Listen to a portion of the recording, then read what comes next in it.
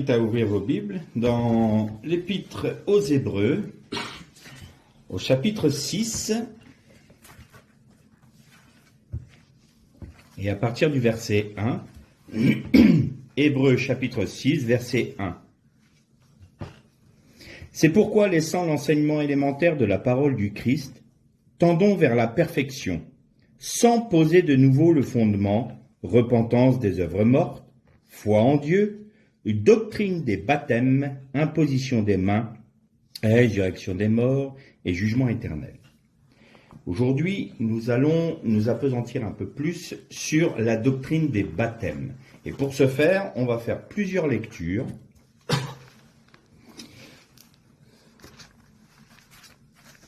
Une dans Marc, chapitre 16, et on va lire le seul verset 16. C'est Jésus qui demande à ses disciples, qui lui donne ce qu'on appelle la grande commission en anglais, c'est-à-dire qu'il demande à ses disciples d'aller de par le monde pour annoncer l'évangile. Celui qui croira et qui sera baptisé sera sauvé, mais celui qui ne croira pas sera condamné. On fait une autre lecture dans l'évangile de Jean, au chapitre 3, et on va lire les versets 1 à 5. Mais il y avait parmi les pharisiens un chef des Juifs nommé Nicodème. Il vint de nuit auprès de Jésus et lui dit « Rabbi, nous savons que tu es un docteur venu de la part de Dieu, car personne ne peut faire ces miracles que tu fais si Dieu n'est avec lui. » Jésus lui répondit « En vérité, je te le dis, si un homme ne naît de nouveau, il ne peut voir le royaume de Dieu. » Nicodème lui dit « Comment un homme peut-il naître quand il est vieux? Peut-il une seconde fois entrer dans le sein de sa mère et naître ?» Jésus lui répondit « En vérité, je te le dis, si un homme ne naît d'eau et d'esprit, il ne peut entrer dans le royaume de Dieu. » Une autre lecture encore, dans l'épître de Paul aux Corinthiens, première épître de Paul aux Corinthiens, chapitre 10, et on va lire les versets 1 et 2. « Frères, je ne veux pas que vous l'ignoriez, nos pères ont tous été sous la nuée, ils ont tous passé au travers de la mer, ils ont tous été baptisés en Moïse dans la nuée et dans la mer. » Une avant-dernière lecture dans l'épître de Paul aux Colossiens, cette fois-ci.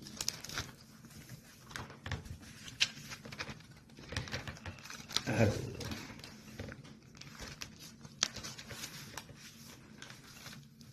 Colossiens, chapitre 2, que je retrouve moi-même.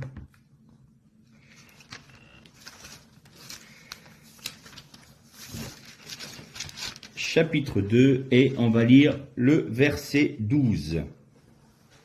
« Ensevelis avec lui par le baptême, vous êtes aussi ressuscités avec lui, et avec lui par la foi en la puissance de Dieu qui l'a ressuscité d'entre les morts. » Et nous ferons une dernière lecture, il y a quelques lectures aujourd'hui, dans la première épître de Pierre, au chapitre 3, et on va lire les versets 19 à 22.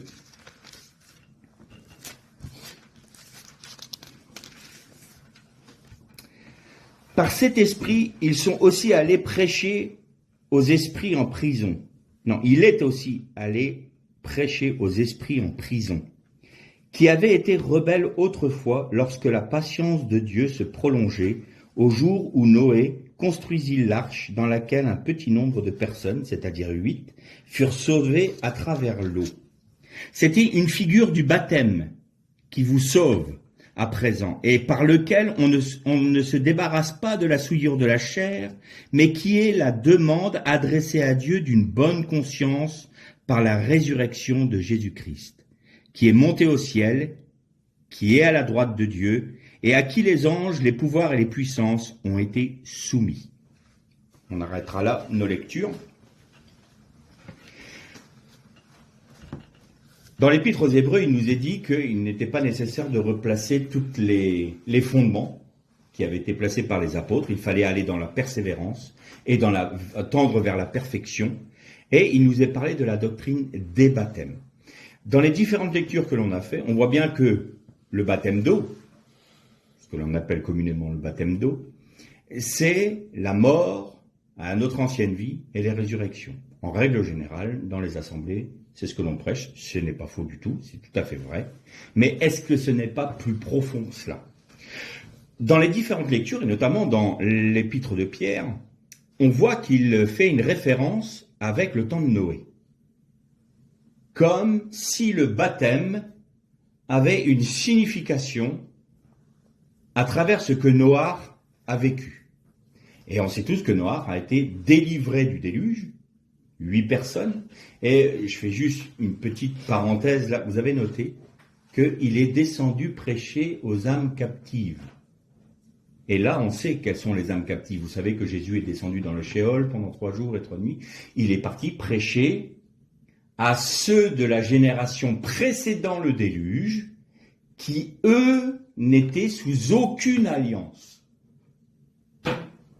Il y aura un cours que je suis en train de terminer de préparer, un cours que je ferai sur nos cours Zoom, là, et il y aura sur les alliances. Et vous verrez que c'est extrêmement important. Cette génération-là est la seule qui a été sans alliance. C'est la raison pour laquelle Jésus est descendu au Sheol pour leur prêcher l'alliance en son sang. Ils étaient captifs, puisque sans aucune alliance. La première alliance a été faite avec Noé, avec le Keshet, l'arc-en-ciel. Bon, je ferme ma parenthèse là, c'est juste pour vous montrer que la Bible s'explique. On sait vers qui il est allé, Jésus, pour prêcher. À partir du moment où il y a eu les alliances, il y a eu en germe la venue du Messie. Donc tout le monde pouvait avoir la foi dans la venue future du Messie. Et nous, à partir du moment où Jésus est mort, nous avons la foi dans sa venue qui a eu lieu. Voilà. Sauf la génération précédente, Noé, précédant le déluge, qui, eux, n'avaient aucune alliance. Je ferme la parenthèse là.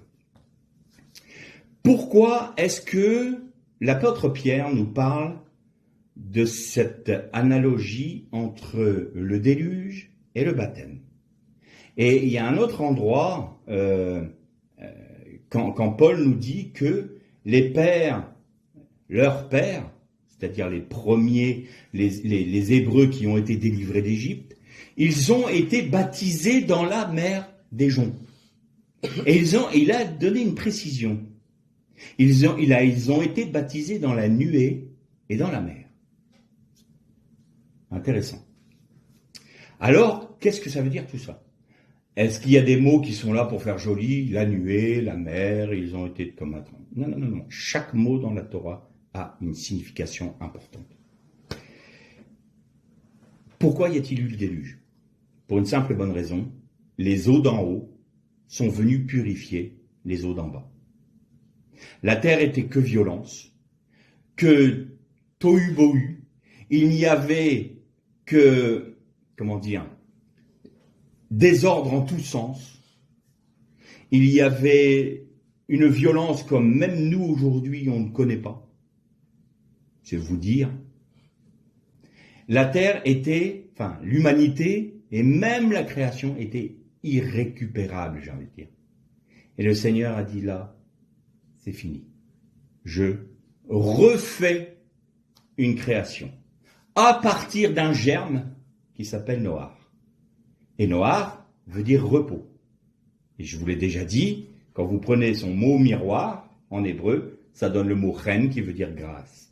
Donc Dieu fait grâce à un nouveau germe d'humanité à partir du moment où il rentre dans son repos, qui est la Teva, c'est-à-dire l'arche. L'arche, en hébreu Teva, veut aussi dire un mot, le verbe. Donc quelque part, Noah est rentré dans la parole de Dieu qui l'a délivré du déluge et il est rentré dans le repos de Dieu en rentrant dans la Teva et Dieu faisait grâce à l'humanité à travers sa parole. Les eaux d'en bas, c'est notre réalité. c'est la terre. C'est pas souvent j'ai entendu des messages qui disaient que l'eau d'en haut c'était les nuages. Non, non, non, non. Il y a deux réalités. Il y a la réalité divine et il y a la réalité qui est la nôtre. Nous faisons partie des eaux d'en bas. L'univers entier, c'est les eaux d'en bas. Il y a la rakia, qui est le firmament, traduit par le firmament, mais qui est la séparation entre les eaux d'en bas et les eaux d'en haut, c'est-à-dire entre notre réalité et la réalité de Dieu. Alors dans notre réalité, il y a différents niveaux jusqu'au Sheol. Il y a même toute une réalité d'ange, d'être angélique, et jusqu'au chérubin. Parce que si vous prenez la vision d'Ézéchiel, vous voyez que le chariot, avec les roues entourées de Dieu, c'est le chariot tiré par des chérubins, c'est-à-dire les animaux, les chayot en hébreu, et la gloire de l'Éternel est sur les chérubins. Et vous notez une chose, si vous relisez le texte d'Ézéchiel, le chariot et les chérubins étaient sous la rakia, portant la gloire de l'Éternel. Donc dans les eaux d'en bas, il y a toutes ces réalités angéliques jusqu'au Sheol. L'humanité a désobéi, a péché en Adam, c'est un autre sujet, et donc il fallait un rachat. C'est quoi le baptême réellement? Jésus a dit que celui qui croyait en lui, il devenait une nouvelle, dans nos traductions c'est créature, mais en réalité c'est une nouvelle création. Et lors de la création, il y avait les ténèbres, il y avait l'abîme, c'est-à-dire que de l'eau, le tohu vavohu, et il est dit, et l'esprit de l'Éternel virevoltait, planait au-dessus des eaux.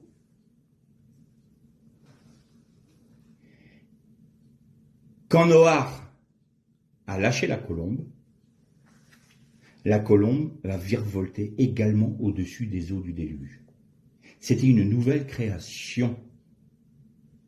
Et là, Pierre nous dit le baptême. Ce que Noach a vécu, ce que Paul nous dit, ce que nos pères ont vécu dans la mer des joncs, c'est une image du baptême. Intéressant. Ça veut dire quoi? Le baptême, en quelque sorte, c'est Noach qui a été délivré des eaux d'en haut, de la malédiction des eaux d'en bas, des eaux d'en bas, et pour être purifié par les eaux d'en haut. Et Jésus, quand il a été baptisé, j'ai entendu aussi beaucoup d'enseignements là-dessus, disant, mais Jésus s'est fait baptiser non pas parce qu'il avait besoin de la repentance des péchés, parce que le baptême de Jean, c'était le baptême de la repentance. Non, mais c'est pour nous donner un exemple. Il n'y avait pas d'exemple à donner. Je vous ai déjà dit plusieurs fois que dans la tradition juive et dans le judaïsme, le baptême était régulier puisqu'il y avait des mikvés, ce qu'on appelle des mikvés, des bains rituels, et à chaque fois qu'ils montaient au temple, ils devaient se purifier, c'est-à-dire se purifier corporellement, mais purifier aussi leur âme et leur esprit de tout péché pour pouvoir aller au temple. Donc, ce baptême-là, il était tout à fait connu de ceux à qui Jésus parlait. Donc il n'avait aucun besoin d'aller donner un exemple. Il suffisait de dire, vous serez baptisés dans la nouvelle alliance en mon sang. Pourquoi? Parce que vous connaissez la réalité de la purification rituelle dans les mikvés, sauf que là, je vous purifie de manière éternelle. Il l'aurait très bien compris. Pourquoi Jésus a été se faire baptiser par Jean? Même Jean, à ce moment-là, l'a pas compris. Il s'est dit, Seigneur, loin de moi, je ne te baptiserai pas, c'est moi qui ai besoin d'être baptisé par toi. Jean, c'était l'Élie qui devait venir, il avait très bien compris. Et Jésus dit, laisse faire ce qui est juste. Pourquoi est-ce que c'est juste que Jésus vienne se faire baptiser au baptême de Jean? Parce que quand Jésus a été plongé dans le Jourdain, c'était pas du tout le baptême pour les péchés de repentance, le baptême de Jean. Il prophétisait, il proclamait une vérité et il prophétisait. Qu'est-ce que c'était? C'était l'histoire du déluge. Je viens, moi, en tant que Messie, je viens des eaux d'en haut. Je viens des eaux qui vous sont fermées. Je vous ai déjà expliqué que le mot maïm, qui veut dire eau en hébreu, et la première lettre est ouverte, il y a un yod entre les deux, et la dernière lettre est fermée. Ça montre les eaux d'en bas, le même ouvert, c'est la réalité que nous connaissons. Le Mashiach, qui est le lien entre les eaux d'en bas et les eaux d'en haut, et les eaux d'en haut, c'est une lettre fermée parce que c'est une lettre finale, sophite. Et donc même dans le mot maïm, il y a cette réalité-là. Donc Jésus disait, je viens des eaux d'en haut qui vous sont fermées. Vous ne pouvez pas y accéder sans qu'elles ne vous soient révélées. Vous ne pouvez pas accéder à Dieu sans que Dieu se révèle à vous. C'est la raison pour laquelle il est né d'une vierge.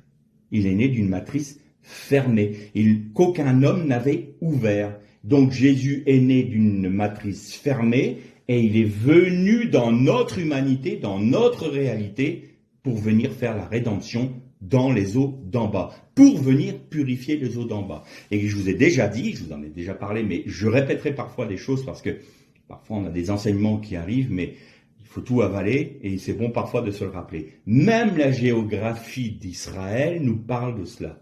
Vous avez la mer de Galilée au nord, vous avez la mer Morte au sud et vous avez le Jourdain entre les deux. Vous avez les eaux vives de la mer de Galilée qui viennent couler dans la mer Morte pour redonner la vie.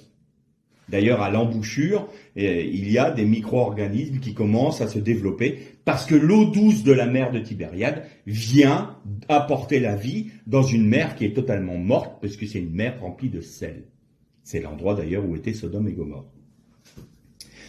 Et donc, Jésus, qu'est-ce qu'il faisait en plongeant dans le Jourdain? Il disait, je viens des eaux d'en haut. Je viens d'une matrice fermée. Je viens d'une réalité qui ne vous est pas possible d'accéder et d'appréhender. Et je sors de l'eau parce que je viens vous donner la vie dans l'eau d'en bas. Il y a encore un autre point intéressant. Le Jourdain. Alors je ne sais pas si c'est l'endroit du baptême de Jésus, mais quoi qu'il en soit, le Jourdain, ça nous parle aussi de Gilgal. Qu'est-ce qu'il y avait dans le Jourdain? Les 12 pierres qui étaient dans le lit du Jourdain, qui avaient été tirées du pays pour mettre dans le lit du Jourdain. Et il y a 12 pierres qui ont été tirées du lit du Jourdain pour faire une stèle sur la terre ferme à Gilgal. C'est le baptême. Nous sommes sortis des eaux d'en bas. Donc le Christ nous sort des eaux d'en bas, de la malédiction de notre réalité, et nous plonge dans quoi? Dans les eaux d'en haut, dans les eaux qui viennent d'en haut. Donc nous sommes baptisés comment? Dans la nue et dans la mer. Qu'est-ce que ça veut dire? Eh bien, Israël traverse la mer des joncs. Israël est au fond de l'abîme. L'abîme, c'est la mer, en hébreu. Et Israël est au fond. Il est dans le fond de l'abîme. Je fais un tout petit parallèle. Vous avez vu que l'alliance, la coupure de l'alliance avec Abraham, c'était les animaux coupés en deux. Et que c'est seulement un brasier et un feu dévorant qui est passé entre les animaux. C'est-à-dire que Israël est passé dans le jugement. Il était jugé, condamné, il devait mourir. Mais il est sorti par la grâce de Dieu. Et ensuite, il a été conduit par quoi? Par la nuée, les eaux d'en haut. C'est-à-dire qu'Israël est sorti des eaux de malédiction pour être conduit par les eaux d'en haut de bénédiction. La nuée, c'est les eaux d'en haut qui conduisent Israël. Le feu, c'est autre chose, on va en parler un peu plus tard. Et donc là, quand nous sommes sortis des eaux d'en bas, nous sommes purifiés par les eaux d'en haut et nous recevons la vie par le sang du Christ. Ça, c'est la réalité du baptême. C'est ça le baptême d'eau.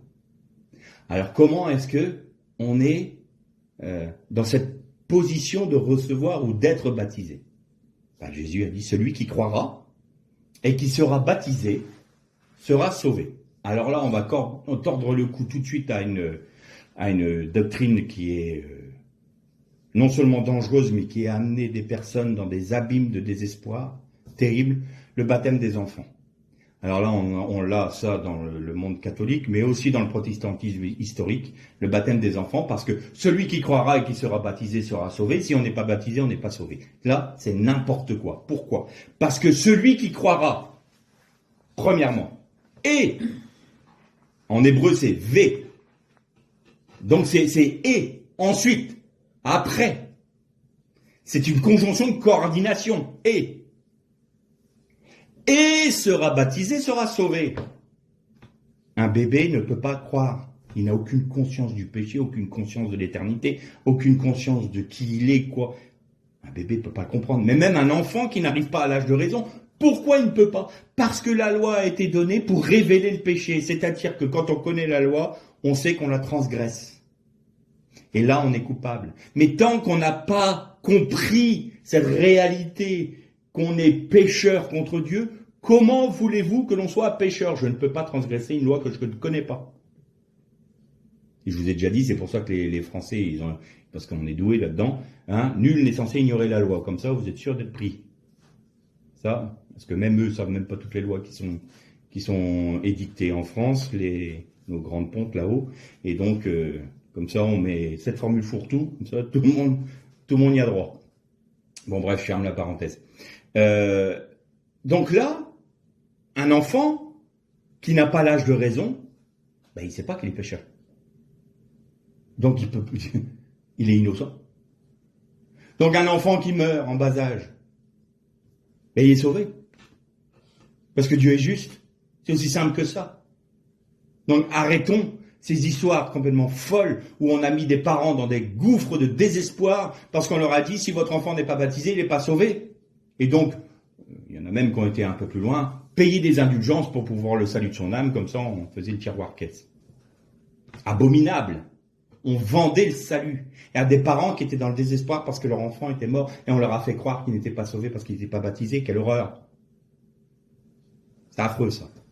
Donc là, baptême des enfants, non. Celui qui croira, qui prendra conscience et qui prendra la décision de reconnaître le sacrifice de Jésus, de l'accepter et de le faire sien, il va rentrer dans une autre dimension qui est dans une dimension d'obéissance et qui sera baptisé parce qu'il va dire, en faisant cet acte-là, il proclame non seulement devant les anges, mais devant les hommes, qu'il a pris l'engagement d'une bonne conscience, nous dit le texte, devant Dieu, c'est-à-dire, je reconnais que je sors des eaux de malédiction, les eaux d'en bas, je suis purifié par les eaux d'en haut, et ça, c'est l'alliance dans le sang du Messie qui est venu me purifier de tout péché. Et maintenant, je m'engage à vivre de façon à avoir une bonne conscience devant Dieu. Voilà. Là, on est d'accord. Là, on est dans la réalité du baptême. Et là, on devient une nouvelle création. Pourquoi on devient une nouvelle création? Exactement pour ce que j'ai dit tout à l'heure, et l'Esprit de Dieu planait à la surface des eaux. Il virevoltait, comme une colombe. La colombe, c'est toujours l'Esprit. La colombe de Noé qui virevoltait au-dessus des eaux du déluge, c'est l'Esprit de Dieu. L'Esprit qui planait à la création le jour 1 au-dessus des eaux, c'est l'Esprit de Dieu. Eh bien, quand on est baptisé, au moment où nous sommes plongés dans l'eau, l'Esprit de Dieu virevolte au-dessus des eaux de notre baptême pour faire de nous une nouvelle création. Vous avez noté que l'Esprit de Dieu planait, il virevoltait au-dessus des eaux. Il attendait un ordre. Et cet ordre est venu, la parole, que la lumière soit. Et la lumière fut. Parce que l'Esprit est là, attendant, d'accomplir la parole de Dieu. Et donc il est au-dessus des eaux de votre baptême, et il attend l'ordre de Dieu. Que la lumière soit. Et la lumière du Messie vient dans cette personne, et en venant dans cette personne, quand il sort de l'eau, il devient une nouvelle création. Une nouvelle création par la puissance du Saint-Esprit et par les lumières du Messie qui est en lui. Nous recevons le Messie en nous.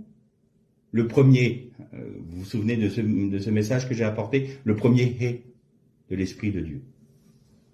Voilà le baptême d'eau. Donc, la réalité, c'est nous sommes sortis des eaux d'en bas, de la malédiction d'en bas, et nous sommes conduits par la nuée. Donc, nous sommes baptisés dans l'eau, la mer et la nuée.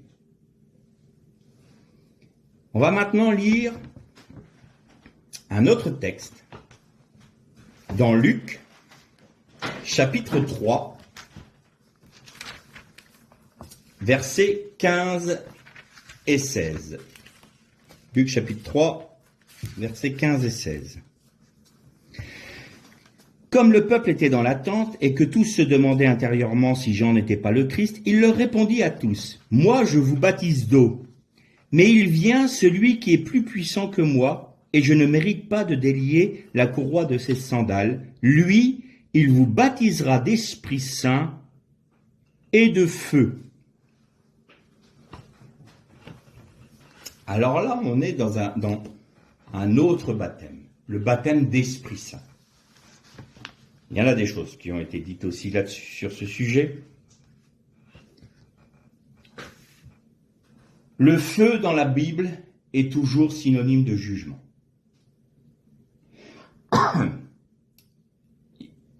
Les prophètes disent « L'Éternel est un feu dévorant ». Et dans le mot hébraïque « feu », nous avons cette notion-là. Pourquoi ? Parce que le mot « esh », qui veut dire « feu » en hébreu, c'est « aleph » et un « shin ». Le « aleph », je vous ai déjà expliqué que cette lettre correspondait à l'Éternel, à Dieu, et le « shin », c'est une dent. Donc, l'Éternel est un feu, esh, dévorant. Il juge. Alors, qu'est-ce que ça veut dire, baptisé d'eau, d'esprit et de feu ? On est baptisé d'eau, on est sorti de la malédiction des eaux d'en bas, on est purifié par les eaux d'en haut, on prend l'engagement devant les hommes en étant plongé dans les eaux du baptême, de mourir à notre ancienne vie pour vivre pour Christ et par Christ. C'est un engagement d'une bonne conscience devant Dieu. Et quand vous lisez les livres des Actes, à chaque fois qu'ils étaient baptisés, les apôtres imposaient les mains pour qu'ils soient baptisés dans le Saint-Esprit. Pour qu'ils soient baptisés d'esprit et de feu. Alors on a fait un synonyme. Être baptisé de feu, c'est être baptisé du Saint-Esprit. Non. Non. Quand j'entends des frères qui me disent « fire », quand j'entends des frères parfois qui prient « Seigneur, baptise-moi de feu », j'aimerais qu'ils soient sûrs de ce qu'ils demandent là. Parce que c'est pas forcément une mauvaise prière de demander d'être baptisé de feu.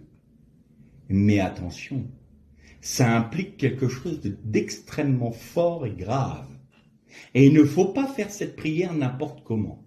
Je vais vous expliquer pourquoi. Baptisé d'esprit, c'est être oint. On reçoit l'esprit intérieurement, c'est Christ en nous. Nous recevons l'esprit de miséricorde. Maintenant, il faut que nous soyons oints de l'esprit qui nous fait marcher de sanctification en sanctification, de l'esprit de rigueur.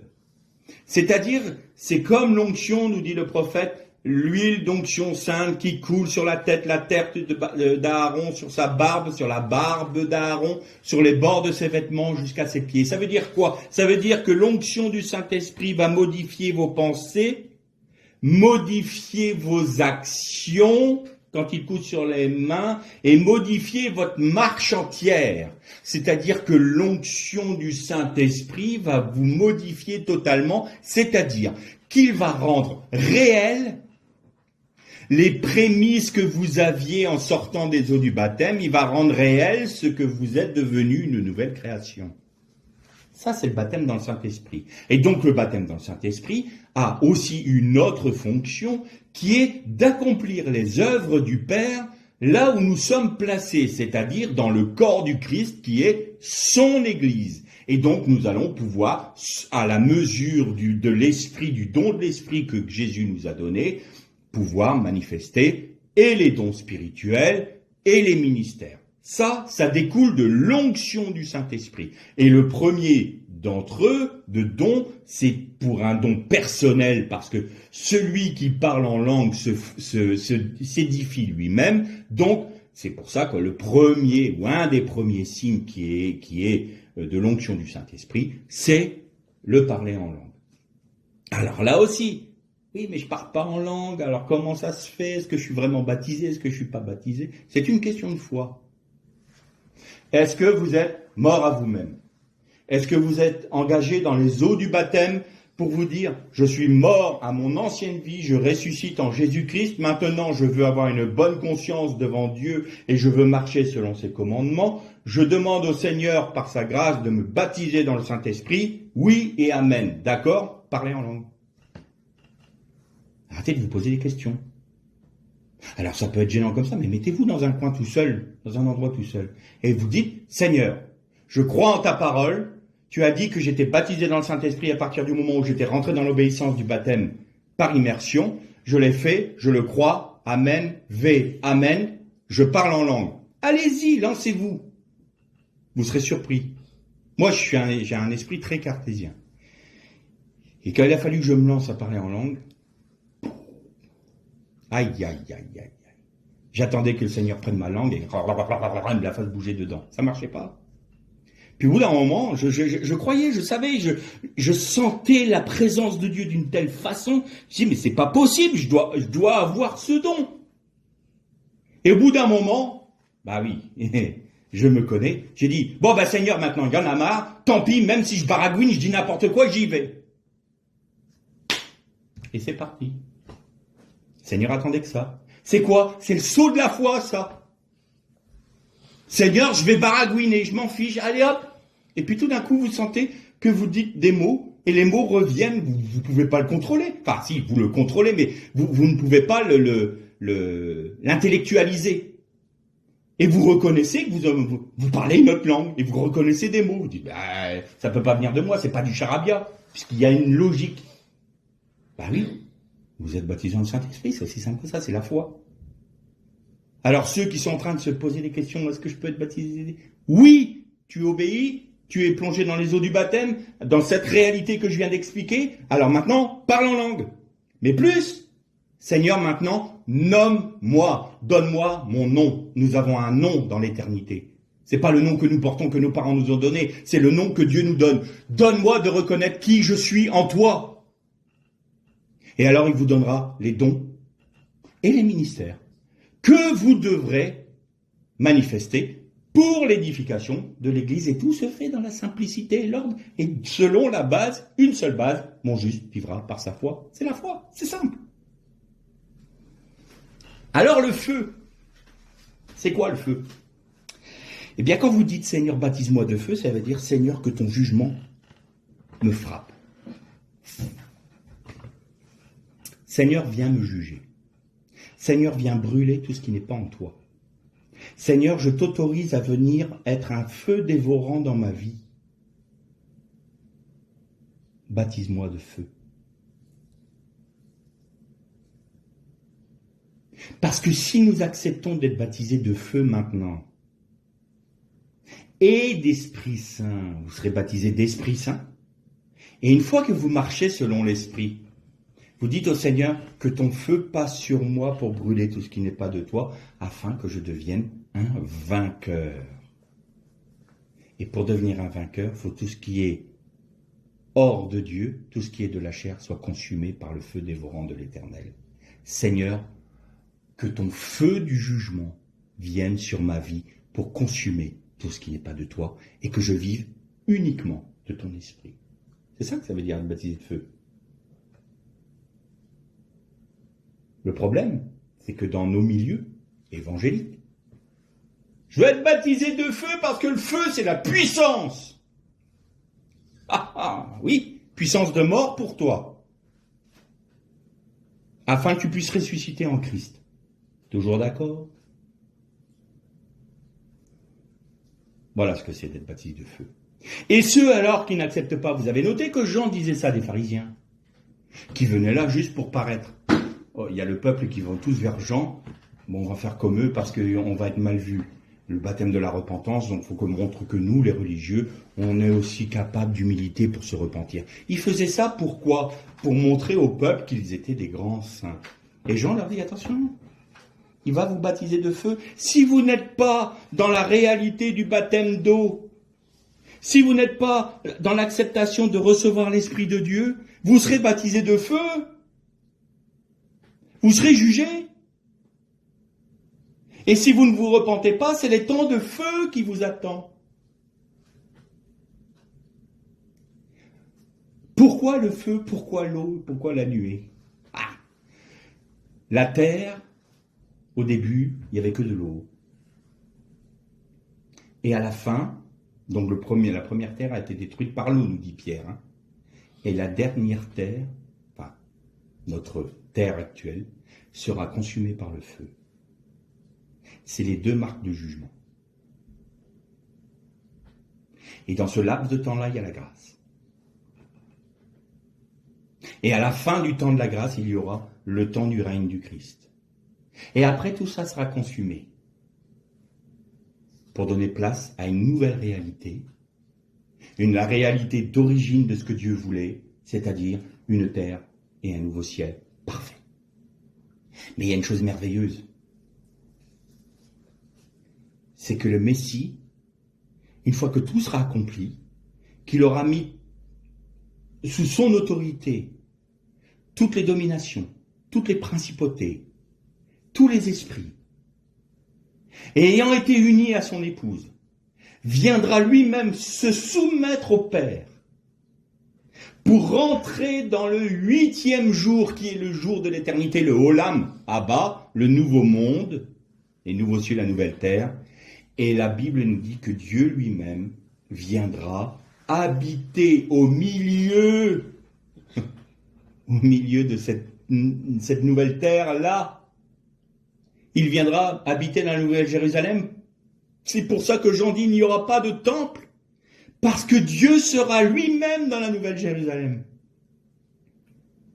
La gloire de Dieu était dans le temple. Mais là, c'est Dieu lui-même. C'est qui la gloire de Dieu? Ézéchiel encore. Et là, la shrina, c'est-à-dire la gloire, la kavod, c'est la gloire de Dieu. La kavod de Dieu est sur le char. Merkava, Merkavati. C'est un char. D'ailleurs, le char israélien pour la guerre, c'est un Merkava. Ça vient de là. Avec les roues et les chérubins. Et elle va sur le seuil du temple. Elle s'élève.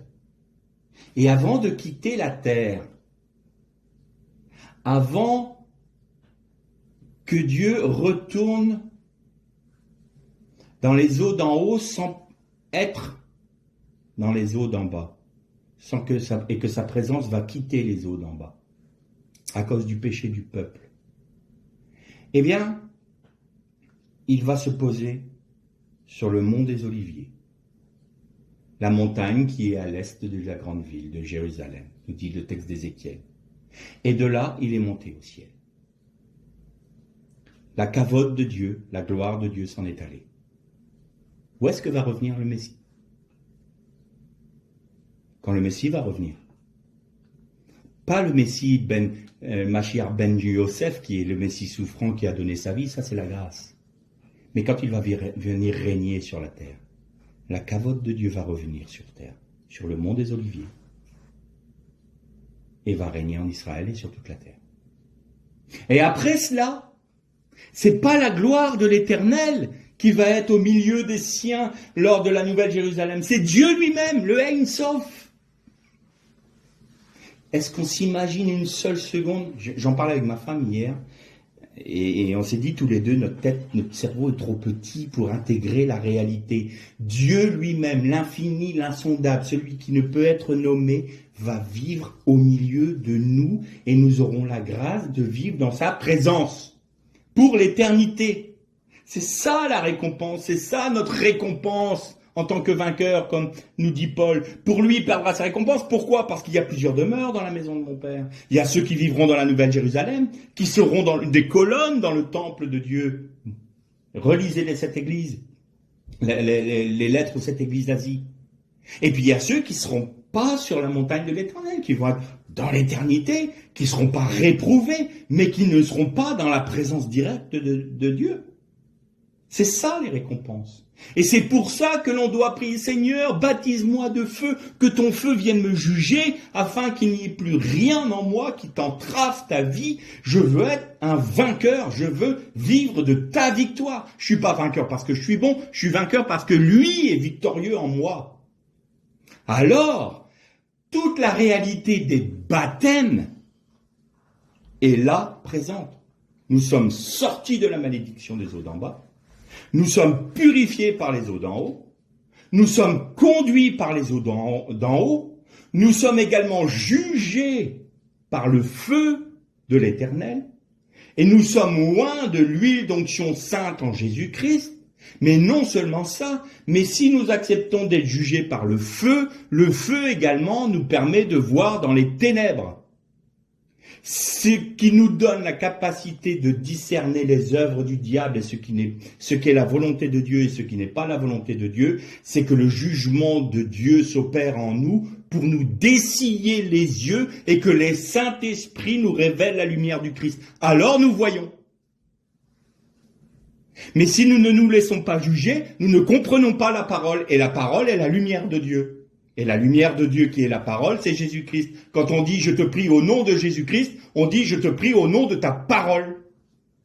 Alors est-ce que nos prières sont toujours dans la parole, basées sur sa parole? C'est ça, être au nom de Jésus. C'est pas une formule magique.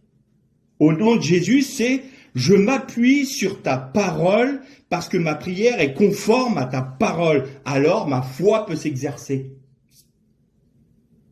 Je donnais l'exemple à un frère, je disais, quand les policiers viennent, au nom de la loi, je vous arrête. Au nom de quoi? Au nom de la Torah, je te demande, Seigneur, d'agir.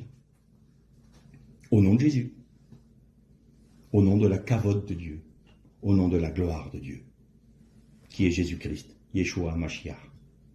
Vous voyez que le baptême, c'est très important. À partir du moment où on a cru, où on reconnaît le sacrifice de Jésus, où on demande pardon pour nos péchés, parce qu'on reconnaît que nous sommes dans les eaux d'en bas, nous sommes sous la malédiction. Nous disons, Seigneur, je te demande pardon.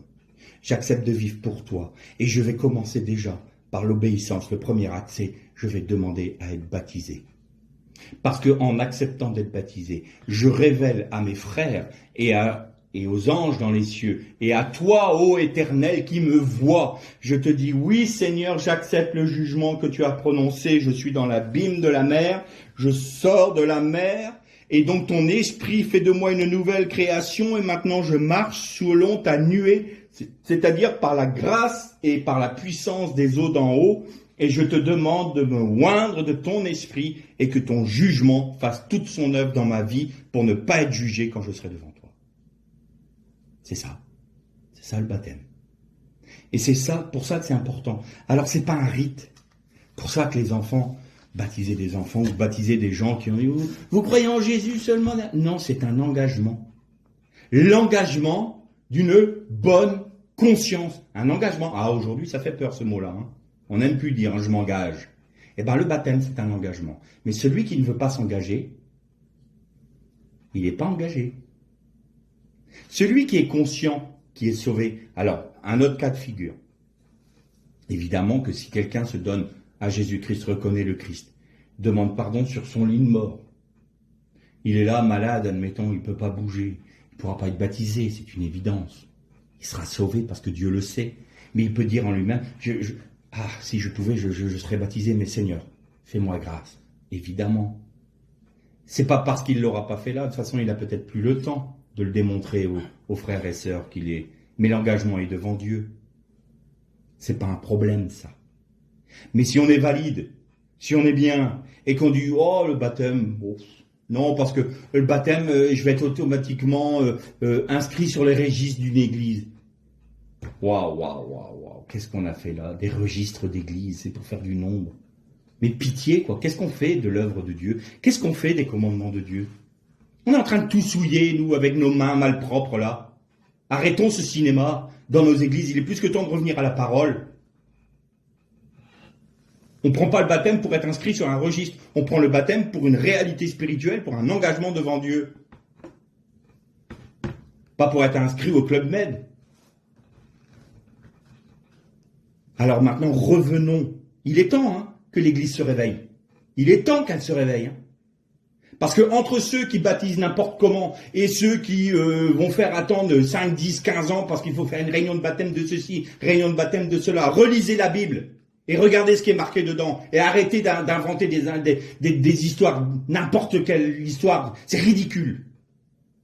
Ridicule ce que l'on fait. Parce qu'il y a des gens qui devraient être baptisés, qui meurent sans être baptisés. J'ai le cas d'une sœur à qui on a refusé le baptême parce qu'elle avait sa faiblesse.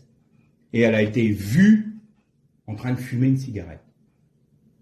On lui a refusé le baptême, elle a eu un accident de voiture, elle est morte. Voilà ce que fait parfois l'Église. Alors l'Église, réveille-toi. Les anciens, réveillez-vous. Relisez la parole, obéissez à la parole et arrêtez d'en rajouter ou d'en enlever. Et tout ira mieux. Tout ira beaucoup mieux. Alors pour celles et ceux qui veulent suivre la parole, Seigneur, je veux être baptisé. C'est important le baptême. C'est important le baptême. Parce que c'est un engagement. Et le baptême dans le Saint-Esprit, là aussi, on ne se fait pas de film. Seigneur, tu l'as dit, tu le fais. C'est aussi simple que ça.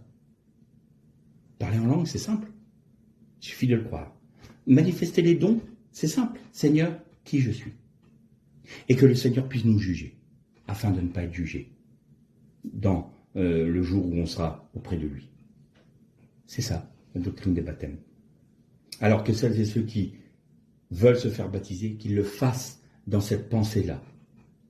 Que celles et ceux qui se posent des questions de savoir s'ils sont baptisés dans le Saint-Esprit. Oui, oui, parce que quand on sort des eaux du baptême d'eau, l'Esprit de Dieu fait de nous une nouvelle création. Et nous sommes baptisés, oints du Saint-Esprit. Alors, arrêtez de vous faire des films, de vous inventer des histoires. C'est simple, c'est très simple. L'évangile, c'est très simple. Vous n'avez pas trouvé compliqué le salut. Vous avez cru et vous savez que vous êtes sauvés. Eh bien, être baptisé en Saint-Esprit, c'est la même chose. Manifester les dons spirituels, c'est la même chose. Vous avez cru, vous le manifestez. C'est pareil. C'est pas plus compliqué. Alors, parfois, je peux avoir des paroles très sévères envers des personnes qui font n'importe quoi et qui s'enferment dans leur tradition et leur fausse doctrine sans s'occuper de ce que dit la parole de Dieu, parce qu'on a toujours fait comme ça, alors je ne vois pas pourquoi on ne continuerait pas à faire toujours comme ça, alors que la parole de Dieu ne le dit pas. Donc là, oui, j'ai des paroles sévères. Parce que l'état dans lequel se trouve l'Église aujourd'hui, où elle est méprisée, où elle est raillée, où elle est souillée, salie et piétinée, c'est parce qu'on fait n'importe quoi avec la parole de Dieu. Croyez-moi que si on respectait la parole de Dieu, si on s'humiliait devant Dieu, si on fermait la bouche devant Dieu pour le laisser nous parler et nous conduire, eh bien croyez-moi que même le monde et les démons trembleraient devant nous. Aujourd'hui, ils ne tremblent pas devant l'Église. Pourquoi? Alors, peut-être qu'il nous faut nous repentir. Même si ce mot-là n'est pas à la mode, oui, eh bien peut-être qu'il faut qu'on se mette à genoux dans toutes nos assemblées, qu'on demande pardon au Seigneur pour toutes les fois où nous ne l'avons pas laissé agir, où nous ne l'avons pas laissé conduire nos réunions, où nous ne l'avons pas laissé conduire nos vies, et où nous nous sommes rebellés contre lui, et en lui demandant de bénir des œuvres de la chair plutôt que des œuvres de l'esprit. Alors il serait temps de nous mettre à genoux, de demander pardon, de laisser le Seigneur agir, et de faire en sorte que Christ puisse vivre pleinement, se glorifier lui-même à travers nous, et pas l'inverse. Alors, peut-être qu'un renouveau viendrait dans notre nation, peut-être que la gloire de Dieu serait réalisée, et à ce moment-là, le témoignage du Christ serait rétabli. Que le Seigneur vous bénisse.